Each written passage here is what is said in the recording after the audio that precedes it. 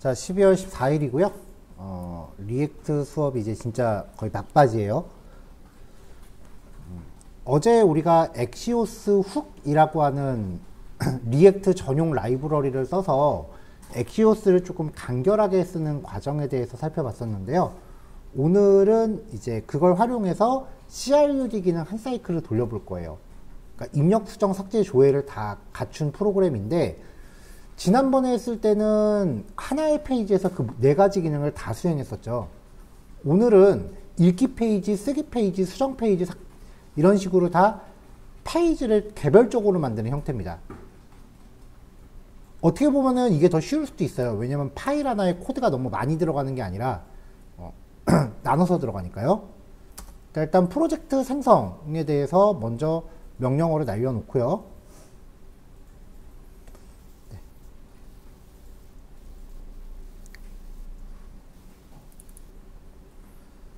app.js를 확인해 보시면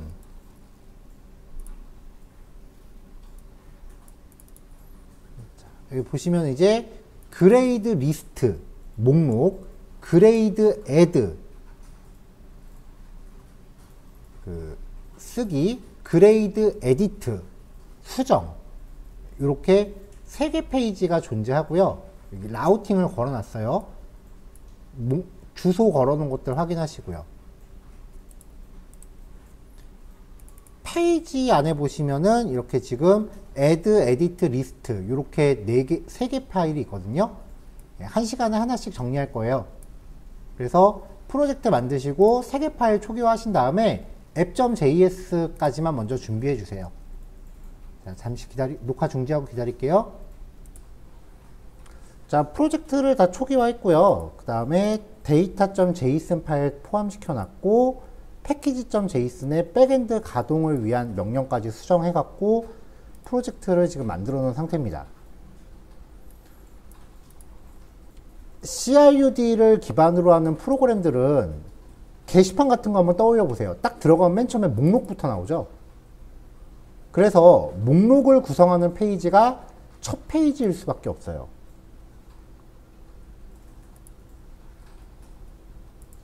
자, 그래서 일단 그레이드 리스트를 먼저 작업을 할 거예요.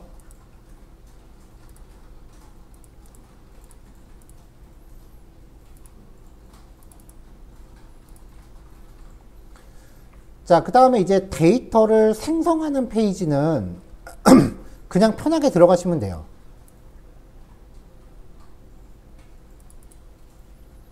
근데 데이터를 수정할 때는요, 수정하고 삭제에서 가장 중요한 거, 수정, 삭제, 상세, 이 세 가지에서 가장 중요한 거는 어떤 데이터를 표시해야 되는가예요. 그래서 이게 플로우가 좀 있는데요. 맨 처음에 시작을 해요. 웹 프로그램 이제 시작을 하면은 맨 처음에 목록 페이지부터 나오죠. 자, 이제 화면에 보이는 프론트 기준입니다. 목록 페이지가 나오죠. 그럼 여기에는 이제 전체 데이터가 나올 거 아니에요. 그 다음에 상세 페이지로 이동을 해요. 이때도 어떤 데이터를 내가 볼 건지에 대해서 왓에 대한 정보가 넘어가야 돼요. 목록에서 사용자가 뭘 선택했는지를 상세 페이지로 넘겨줘야 돼요. 그래서 http:// 뭐뭐뭐뭐 슬래시 뭐 상세 페이지 이름이 뷰다 라고 하면 몇 번 데이터를 보여줄 거다 라고 하는 선택한 데이터의 일련 번호가 넘어가 줘야 돼요. 이게 핵심이에요. 상세 페이지에서 보통 수정 페이지로 넘어가요. 수정 페이지로 넘어갈 때도 리스트에서 상세한테 전달된 이 왓이라는 정보를 그대로 토스해 줘야 돼요. 여기서 말하는 이 왓은 지금 일련 번호 뜻하는 거예요. 그래야 왜냐면 수정 페이지 같은 경우도 처음에 딱 들어가면은 생김새는 작성 페이지인데 기존에 저장되어 있는 내용이 짠 하고 보이잖아요. 그 기존에 저장되어 있는 내용을 백엔드한테 별도로 받아와야 되거든요. 자, 한편 작성 페이지로 넘어가면은 이때는 왓에 대한 정보가 필요 없습니다. 그냥 가면 돼요.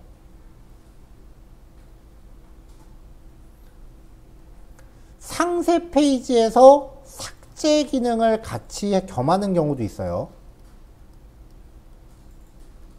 이때도 어떤 데이터를 처리할 것이다 라는 왓에 대한 정보가 필요하고요. 목록에서 직접 삭제 버튼이 있는 경우도 있어요. 이때도 어떤 데이터를 삭제할 것이다 라는 왓이 넘어가야 되고요. 목록에서 바로 수정 페이지로 넘어가는 경우도 진짜 가끔 있어요. 이때도 어떤 데이터를 수정할 것이다 라는 일련 번호는 넘어가줘야 됩니다. 지금 여기 제가 하얀색으로 적어 놓은 건요, 프론트에서 HTML 태그를 건드리는 페이지들이에요. 그럼 이 리스트 페이지는 이제 백엔드랑 목록 조회, 목록을 처리하는 API를 이제 통신을 하는데요. 이때는 뭐 검색을 해야 된다라고 하면 검색 조건은 넘어가요. 상세 페이지도 상세 데이터를 조회하는 백엔드랑 이제 데이터를 주고받아야겠죠. 이때 목록에서 넘어온 이 왓이라는 정보를 백엔드한테 그대로 토스를 해야 돼요. 그래야 백엔드가 거기에 해당하는 데이터를 제이슨으로 주죠. 갑자기 없던 게 튀어나오는 게 아니라 목록에서 전달된 이 1, 2, 3, 4라는 값을 상세 페이지가 그대로 받아서 백엔드한테 넘겨야 됩니다. 그리고 상세 페이지에서 삭제나 수정을 할 때 넘어가는 이 왓이라는 정보도 목록에서부터 온 정보를 계속 달고 다니는 거예요. 수정 같은 경우는 아까 말씀드렸다시피 기존에 작성되어 있는 내용을 짠 하고 보여줘야 된다 그랬죠. 그러니까 일단 1차적으로 상세 API를 한번 호출을 해야 돼요. 그래서 현재 저장되어 있는 내용을 가져와서 입력 폼에 뿌려줘야죠. 이때도 당연히 왓이 넘어가고요. 그리고 별도의 수정 기능을 수행하는 백엔드 API를 또 호출해야죠. 이때는 왓 플러스 입력값.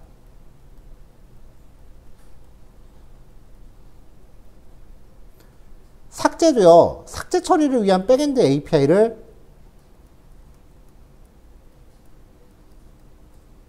호출해야 되는데 이때도 몇 번 데이터를 지우겠습니다라는 왓이 넘어가야 되고요. 작성 같은 경우도 데이터를 저장하기 위한 저장 API를 호출하는데 이때만 유일하게 왓이 안 넘어가요. 왜냐하면 왓이 없으니까. 그냥 작성한 내용, 입력값 이 들어오는데 저장 API를 호출할 때만 유일하게 왓에 대한 정보를 백엔드한테 받아요. 몇 번 데이터가 생성되었다라고 받는 거죠. 그러면 자, 여러분들 게시판 같은 데 글 쓰면 거기에 계속 머물러 있나요? 작성 페이지에서 저장되었습니다라고 하면은 보통은요, 상세 페이지가 있으면 상세 페이지로 도망갑니다. 작성한 내용을 확인해야 되기 때문에. 이때 백엔드한테 받은 왓을 같이 넘겨요. 그래야 상세 페이지가 그 왓을 다시 백엔드한테 보내서 내용을 받아오죠. 상세 페이지가 없는 경우는 목록으로 도망가기도 해요. 자, 지금 이 플로우가 모든 웹 프로그램의 기본 흐름이에요. 이게 풀 버전이에요. 여기서 기능을 좀 간소화시킨다라고 몇 개가 좀 없어지는 경우도 있지만 대부분 여기서 놀아요. 이걸 가장 잘 표현하는 게 게시판이에요. 그래서 전통적인 웹 프로그램을 공부할 때는 게시판 하나만 제대로 만들 줄 알면 게임 끝난다는 얘기를 되게 많이 했어요. 근데 이 완전한 게시판을 만들려면은 그 백엔드가 좀 있어야 되는데 우린 백엔드가 없으니까 최대한 이제 비슷한 유형으로 흉내를 내는 거죠.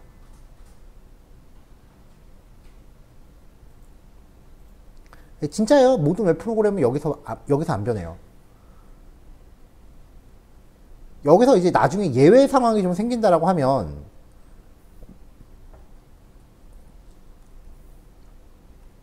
추가되는 부분들이 좀 있어야 되는데, 첫 번째가 로그인을 할 때 쓰는 인증정보 처리. 근데 이 인증정보 처리하는 것도 별로 그렇게 걱정 안 하셔도 되는 게, 대부분 인증정보 처리하는 거는 백엔드 롤이에요. 두 번째가 파일 업로드. 파일 업로드 같은 경우도 보통 백엔드 롤이에요. 프론트가 하는 것보다 백엔드가 하는 게 더 많아요. 왜냐면 우리는 그냥 인풋 타입 파일로 그냥 파일 전송만 해주면 되는데, 걔네들은 그거 받아서 어딘가에 저장하고 중복 체크하고 뭐 용량 체크하고 확장자 체크하고 뭐 별의별 거 다 해야 되거든요. 세 번째가 뭔가 발송하는 거. 이메일이라던가 문자라던가 알림톡 같은 거.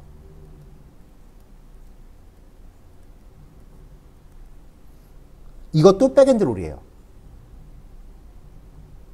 그리고 문자나 알림톡 같은 경우는 개인이 공부할 수가 없어요. 왜냐면 일단 알림톡을 예를 들어볼까요? 알림톡을 보낸다라고 하면은 일단 기본적으로 카카오하고 계약이 돼 있어야 돼요. 근데 알림톡을 보내는 업체가 한두 군데가 아닐 거 아니에요. 그러니까 카카오가 그걸 직접적으로 관리할 수 없으니까 밑에다가 그거를 관리하는 쫄딱업 회사들을 좀 놔요. 보통 대행업체라고 합니다. 그럼 그 회사들하고 계약을 하면은 알림톡을 보낼 수 있는 어떤 API를 오픈해 주거나 뭐 그러는데, 그 계약 과정에 있어서 반드시 사업자 등록을 해야만 계약을 해줘요. 물론 개인이 할 수 있는 방법도 몇 가지가 있긴 한데요. 기본적으로 공짜는 아니에요. 유료예요. 알림톡 보내는 게 문자 보내는 것보다 더 비싸요. 한 건 보내는데 10.5원인가? 뭐 제 기억으로 그랬어요. 알림톡 그게 싼 게 아니에요. 공짜 아니에요. 심지어 왜 어디 가입 같은 거 할 때 인증번호 문자로 오는 거 있죠? 그것도 공짜 아니에요.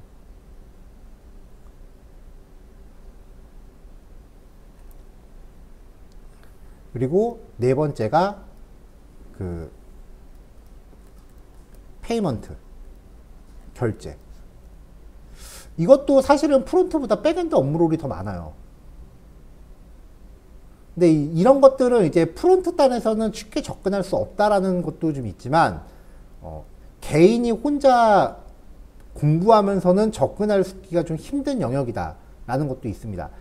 그나마 인증 정보는 어떻게 하면 좀 비벼볼 여지가 있긴 한데, 나머지는 거의 무의미해요. 개인이 공부하면서, 그것도 프론트 공부하면서 얘를 건드린다라는 것 자체가 의미가 없어요. 그래서 이런 부분들에 대해서는 나중에 혹시라도 취업하시면 회사 가셔서 맨땅에 헤딩하면서 배우셔야 돼요. 특히 결제 부분은.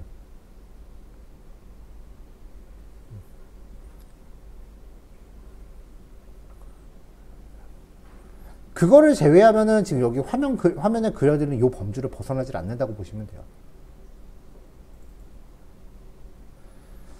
자, 그래서 일단 첫 번째 단계로요. 여기부터 구현을 해볼게요.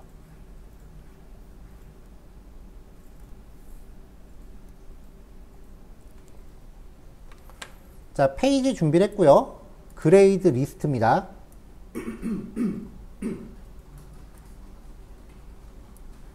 마찬가지로 백엔드한테 데이터를 받아와서 그걸 상태값에다 복사할 거예요.